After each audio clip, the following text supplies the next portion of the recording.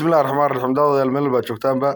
halkan nagala socota marta youtube kulana calas 24 bost hadda jeer waxaa naga baratay wararka caalamka gaar ahaan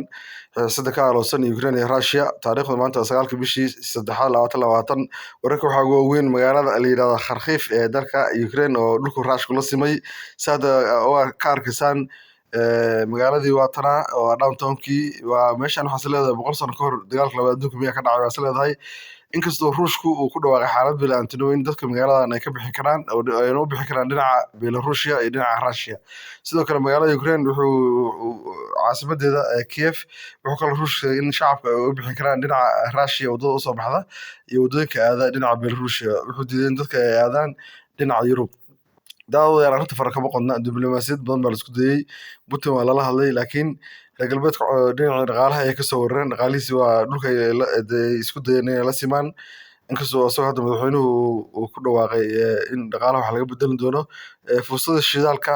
waxay maraysaa $130 ilaa iyo habeen hore madaxweynaha dowladda Mareykanka ilaa shalay isku dayay inuu la xiriiro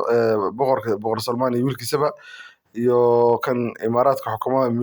Bin Zayed daawadayaal arrinta farqa ma qodna dagaalkan waa dagaal qoto dheer buu noqon doonaa dagaal dhaqaale isku bedelin doonaa shidaalka inuu kaco dowladda Mareykanka ugu jiro daawada dhinaca kale waxa la isweydiinayaa baabuurta ku gaashaaman yihiin ciidamada Ruushka zad calaamada sad ayaa ku qoran calaamadaas waxa la leeyahay macnaheeda waxay u taagan tahay waa dad badan ayaa ku wareeray laakiin khubarada ka faaloota habdhaqanka madaxweyne Putin iyo xisbigiisa iyo saraakiisha ugu sareysa